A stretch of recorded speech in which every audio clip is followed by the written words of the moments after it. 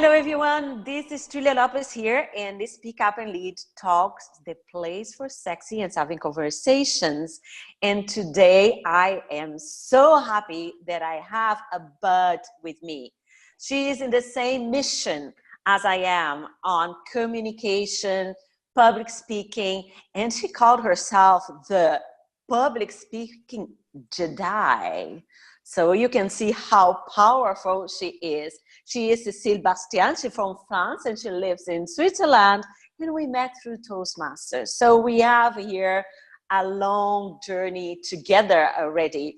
And I'm so pleased to invite Cecile to come today because, you know, she is here to reinforce what I keep saying to you all the time. You have to have a voice out there. Cecile, welcome. Hi, thank you very much for having me, Julia. How are you? I'm awesome. I'm so excited to talk to the Public Speaking Jedi. I know, it sounds a bit pompous, huh? It sounds very, very challenging. And tell us where does this come from? It's really, really interesting. Yes, I know. It's a bit daring, but you know, sometimes you have to put everything out there and try it. When I was putting together my marketing plan with the person who helped me to figure out and the narrative of my purpose, my value and everything to start my public speaking business, I was already training some of my clients and was working with them. And one of them who came, I remember, to the session really low, really kind of, oh my God, I've got so much stress, you know, this is going to be difficult. And I remember when he left the hour, when we worked together, he said, Cecile, you're a public speaking Jedi. You gave me the energy back. And you know me, Julia, you know, I have a lot of energy and I give a lot. But the Jedi, I loved it because if you think about, you know, the Star Wars series, of course. A Jedi, I know, you know, a Jedi is somebody that master a skill. And that's what I'm really looking for. All the time improving myself to bring the best to my clients. The second point is you work with values, and that's extremely important with me. I don't train everybody. I actually had the opportunity once where it was too challenging. There was just, you know, the value didn't match, and I had to make the decision of stopping working with that specific client. You know, so you have to stick to your value because it's part of you. And the last but not least is, when I train, I want my student or my Padawan to be autonomous. At the end of the day, at some point, they won't need me anymore. So I'm basically providing them with some skills that will set them free to put their message out there. So that's everything that's behind the Jedi. And I believe everybody can feel the energy of the Jedi going there. It's true. It's very clear how passionate you are about it, and I am as well. Because also, we were talking about this before, that we had the opportunity to experience the benefits of investing in our communication and public speaking skills, and how much that improved our lives in several different levels. So therefore, it's very normal when we are there giving our trainings and talking to people, all this energy comes out because it's coming from very inside, from our principles. It's the passion pot. Purpose and everything. You said something very interesting there, and I believe we can talk a little bit further on that. When you said, I don't work with everybody, it has to be aligned with what I believe. Mm-hmm. And that is very important. I fully agree with you, and I've been in the same situation. I know sometimes, of course, we all have to live, we all have to welcome the bills. Come in. Yes, but what is the point to be serving someone that there is no match out there? Can you share something about that? And you don't need to give the specifics about it, but what exactly for you are your main principles in your public speaking career? Well, in my public speaking career, I mean, it's a short one, but it's going to be big, of course, huge. Of course. Of course. No, for me, what's really important is that I've started to work a lot with the main topic of confidence. And the topic of confidence for me is very important because when I was 5 years old, I had the complete, utter confidence that it was impossible to question. I just knew I was right. I was dancing. I remember very vividly that one day I had to perform on the Casino de Pau, one of the nicest theater in Pau, and I was starting the show. And I could see around me all the kids, being so scared and everything. And I was like, what's wrong with them? We rehearsed. Everybody told us we were good. This is going to be fine. No problem. And it's so precious, that kind of confidence. And yes, the show was fine. It was what it was, but it was enjoyable. But then throughout my life afterwards, I could just feel that the confidence was being damaged little by little, up till the point that, and I shared it on your stage at the R Summit, where I had a car accident and I found myself disfigured at 21 years old. Being 45% invalid. Again, you either choose at some point to be a victim or just to carry on. I chose the latest, as you can imagine. And so there are some people, they just completely refuse to grab and understand that confidence is something you have to believe in yourself. It's not necessarily only on stage. It's so much bigger. But the stage could be one way towards regaining confidence in your own ability and trusting yourself. And with the people that you just simply cannot convince that they're good enough, that they are enough, it's difficult. And coming back as well to your question about the principles, for me, it's very important to work with people that have an open mind for creativity, that have resilience. So that's back to, okay, you probably come from a place where you don't trust, you don't believe in yourself, but trust me, I will get you there. And that's the resilience concept. And the last but not least is the equality and the justice, and everybody has a chance. You just have to take it. That's very good. I was just trying to digest here. And when you're talking... It's a lot, sorry. Yeah. No, because, the brain's working. When you're talking about the confidence and about people not believing they can do it, there's a short story that came to my mind, because we know people see other ones they are presenting on stage. I know you focus more on stage presentations. And then they think, well, I cannot do that, as you said.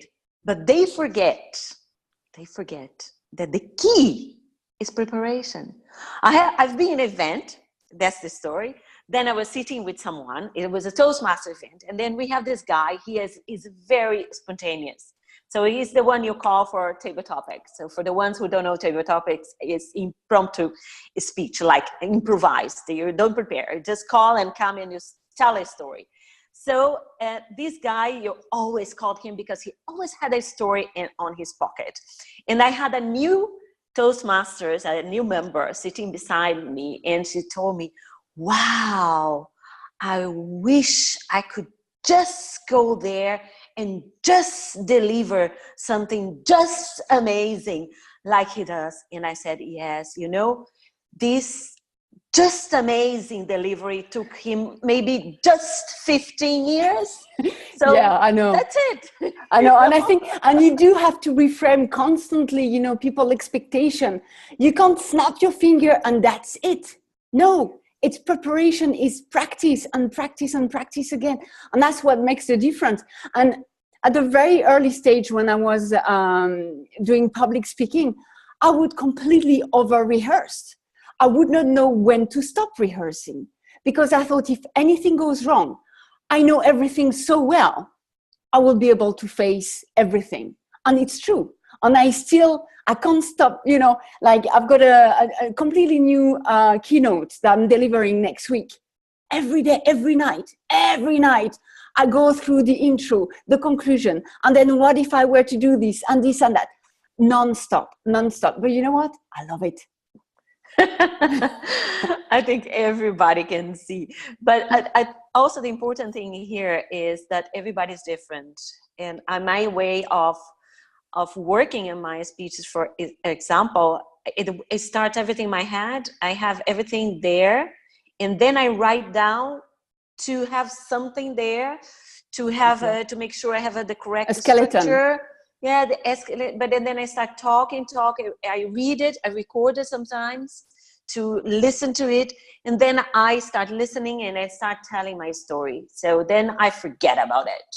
I know, and I think we all have our ways to work. I need to put everything in writing, and then I just do, with the machete, you just cut everything because there is always too much. So then, the delivery I will give, it's like perhaps 20% of the research I will have done on the ideas. You feel it's the way that you feel supported, that you know that you have your backup there for yourself. It's your techniques. That's my Jedi saber. That's my lightsaber Jedi thing. That's awesome. You mentioned another thing very interesting about the quality, and I know you're not talking only about the quality of genders. Can you elaborate this a little bit more? Well, one of the things I came up as well when I was preparing and working on my purpose and everything, I always felt in a place where, because I'm a bit quirky in the way I think, and I never really fitted anywhere. And I spent my entire childhood being like the new one all the time because of the job of my dad, who were moving like every 2 or 3 years. So I was always the one, a bit like the weird one. I've always been way too tall, for the rest of the average people in France. So I've always been a bit like the outsider. And often case, actually, the outsiders are the ones that have the great stories, but because they don't feel so much included, the confidence problem can come into the equation. And for me, the equality is truly making sure that everybody can have a voice, because I don't want anybody to die with the best story stored inside, because if it's not out, nobody will know about it. And the equality is for me to give everybody, whatever the background in terms of ethnicity, you're a man or a woman, your religion, I don't care. Everybody is human. Most of us think and care about the same thing, but it just, the method by our society or our cultural background will be different. And that's richness, that's just wealth. And humanity can only exist if we hear everybody's voice, everybody's story. That's exactly what is the slogan of the Awesome. If you remember, is like, that's right. Everybody has a story to share, and every story matters. Yeah. And that is very important, to have a voice out there. But again, we repeat, clicking the same key, to have a voice out there, you have to exercise the voice. Have to talk to us, right? I know, and, definitely. Another thing that's very important here in this gender that I would like to mention, the equality. In my next program, in my next mentorship program, I'm including intergender communication. Challenging, isn't it? Because I work more with women. And however, our professional environment is still very male dominated, and that we have been talking about this, discussing about this. And I do believe the issue is we have to find a communication pattern, like a way that we understand each other. It's not like me, one side impose it to the other, but we do need to understand each other better. So I want to bring that into my program. And that's very good. This intergender communication, these misunderstandings that we have, like a guy says something, we understand something else, we say something, they understand something else. And this is another area that I am investigating and preparing for the next mentorship program. It's interesting because I'm working usually like it's 50-50 with me. I've got 50% of male, 50% female.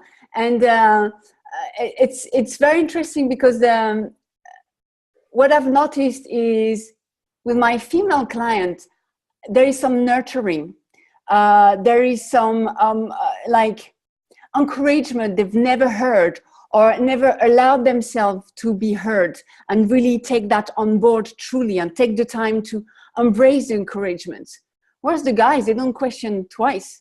They know they're good, and it's much more direct. They question less their own abilities, and it's coming back to confidence. Exactly. And I think there is definitely a true cultural and educational process with confidence that really needs to be worked on when we're adults, so we can just start all over again and really give the best of our abilities, really. Yes, in one example on that aspect is the common one that I'm sure you came across this, the fact that we apologize all the time. And even someone pays you a compliment, you refuse excuse yourself like, oh, not really. I said, oh, Cecile, you look good today. No, oh, that's not me, but look. Yeah, you excuse and say, I say to my ladies, say, thank you. Thank you. And when you say graciously. Thank you, when you say thank you to the guys, they take it and that's it. But that's it. No big deal. Interesting when you say to the ladies, even if a lady pays a compliment, you say thank you. It's a kind of, sometimes a reactions as if like, oh, she's really full of herself, isn't she? No, but it's interesting because in the workshop, present with confidence, I put some people on the spot as well, either as an entire, like the entire group having to give each other compliments and giving and receiving. But now I scaled it down to 2 because I realized how uncomfortable people were receiving and giving. But that's something that should come naturally. Again, it's just our brain is just too focused on what we don't have and what we're missing instead of doing all the leverage we need to do about what we have. And this is, I don't know where it's coming from, but that's just the way we need to rewire ourselves, I think, to think, you know what, I'm enough, should be right, it should be fine, I'll be okay. I tell you something, can you really surprise someone if someone pays a compliment to you and you look and say, I know. You know what I answer my husband? Sometimes I say, I know I'm a miracle. I know I'm good. Yes, I know. Thank you. Just for fun. I know. Yes, it's awesome. And there's so many things that we have to learn and things that we are not aware of. And when we start working with people, and even when you're in a group experiences, I really enjoy group experiences because they give you the opportunity also to learn from other people, to see how they behave in certain things. And then you might find certain things that you thought were not important on yourself, but you see that you can mirror from other person, and you say, wow, this is something I already have, like as a strength, or that as a compliment. And the other way around, you might find something and say, well, I can work on that as well myself. I can see that will help me to improve further. And I think again, it's all down to the self-esteem we have, how comfortable we are and how convinced we are with our own talent. And it's, and again, just for women, it's just culturally, and in our education, we have to be humble. We have to lose weight to be as small as possible, to be as invisible as possible. It's time to think big now. What do you think, Julia? You're asking me? I am 100% convinced about that. And I said you an example for at the summit 2015, I think. The summit also, the All Summit brings more women, but I always invite the men because I want the guys there. We have to build this communication to create this bridge. And we bring those amazing women on stage to share their stories. And there was one friend, not really close friend, but a friend who attended, a young man on his 30s or something. Then after the event, he came to me to congratulate and to say he really enjoyed it. He said it was the first time he was in an environment where the majority were women. But not the other women. Something. He said to me, but I missed something. And I said, what exactly? He said, well, these women too strong, and, they come with so much power. and I missed the femininity. I said, "Ooh, hold on a second there. I have to digest Strong that." is Yes. feminine. Yeah. Then Strong I is said, "Oh, feminine. okay." I took it. It was his Yeah, yeah. perception. Yeah. And then, but let's digest this. Let's recap what was there and the ladies who were on stage. And then I talked to other guys on who were there, including Marcus, my husband, and the older guys. They're more mature. And for example, Marcus, when I mentioned that to him, he looked at me surprised and he said, "Really? Why?" And then I thought, this gave me food for thought on here. It tells a lot about expectations as well, huh? About expectations on a certain maybe age gap, where the ladies are expected to perform and to communicate and to show themselves in a more fragile way, and then comes us. We have been around Couple of miles with our high heels, stepping strong. And then I can understand why he felt that this was a little bit, it was not part of what he was used to. But it's interesting you say that, because in 2015 you had some beautiful women there sharing some very, very vulnerable things, from what I remember. Because I remember in 2015, I think, was it the first of the R Summit? Or the second? No, I wasn't there. No. Only I attended the very first one, and I remember there were some really powerful stories.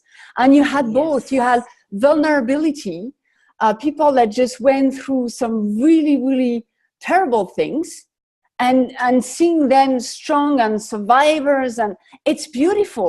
This is what we want to see. And again, everybody has a story, and it links back to the confidence. You have it as a child, you lose it in your life, and it's all about regaining it and sharing it in a way that will touch people. And I mean, you have no idea who you can influence by doing that. So it's important to do it. Perhaps it will go nowhere, and that's okay, but perhaps it will touch somebody, will be that piece of advice, that hope you can give that will change somebody's life. And just for that, and for that only, if it's just one person, you ought to do it. I sign down below. And yes, amen.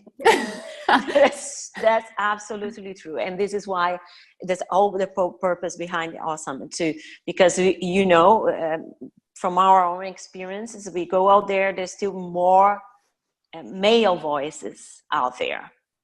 Great for them, but we have to pave our path to there. Like as women, we have to pave our path. Nobody's going to give that to us just like that. And this is why it's so important that we start understanding where we are coming from and where we want to go, and be able to express that. And that's why as well that when we go on stage, we have to be good. We can't do average. Because another amazing, I should have you as my marketing person.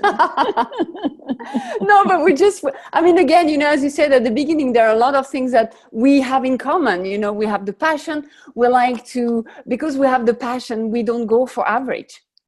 We don't like to go for average. We'll give everything. And this is why when I mentioned this before, and then my experience, people approaching me because they want to speak in events, and I am approached to speak out in other events, and sometimes I cannot attend. I reach out to the people I trust to go there, and we need more of those voices, and they need to be prepared to be out there too. Like you have to honor the opportunity given to you to share your story. I completely agree, Julia. Because people are there to listen to you. And even more, this time crazy that we are living with this social media, that nobody understands each other anymore. You don't know where you are.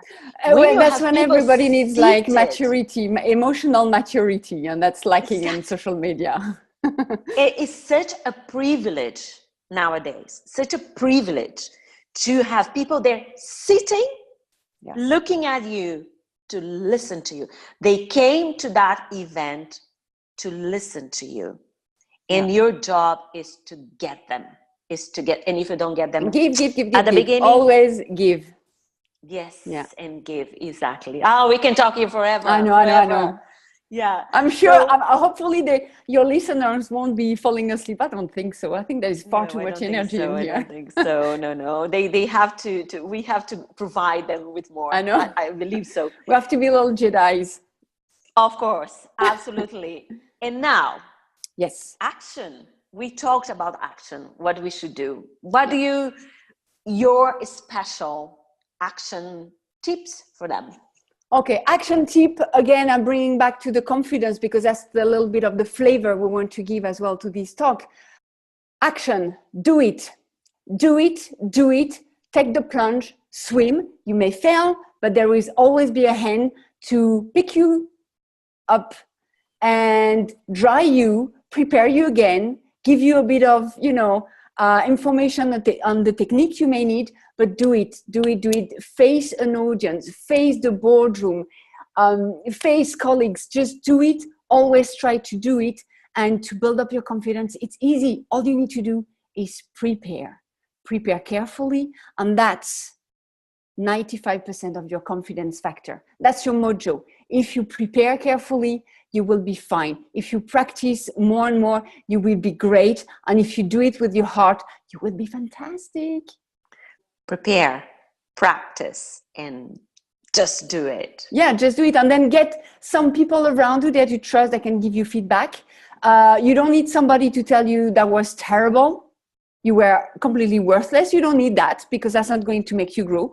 You don't necessarily, you may need for your ego, people telling you how wonderful you are, but eventually that's not going to make you grow neither. You need all those people in the middle, giving you very precise point on what was the perception of you when you were giving your talk, your presentation. And then from the pieces of information they will give you, and again, don't take them personally. Just take the feedback, see what resonates with you and apply it. But don't take things too personally because it's only somebody's perception of you. And it could just be one. And usually we tend to forget that we only remember the negative points, remember the positive and the constructive points as well. Yeah. You thought a point, feedback. I have a whole training on feedback because that's people don't know how to give feedback, and therefore most people are not prepared to receive feedback because all the feedback they receive is exactly what you mentioned, the criticism, and the not constructive criticism. Yeah. So it's very important. Feedback is an art as well. How you can, with what you say, with your feedback, really support that person to improve on that journey. So this is something that we can talk about feedback in the next time, Cecile. And again, it's on both sides. Both need to be open, the one giving and the one receiving. So it's very interesting. It's another full story. It's another full interview. I know. Last question. Yes. Following our structure here, a key point, a take-home message. You are enough. You are great.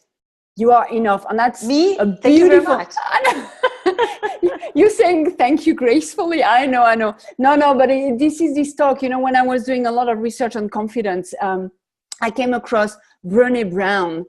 She has a beautiful TED talk on vulnerability. She just put a book out. It's my next one that I'm going to read. But you are enough.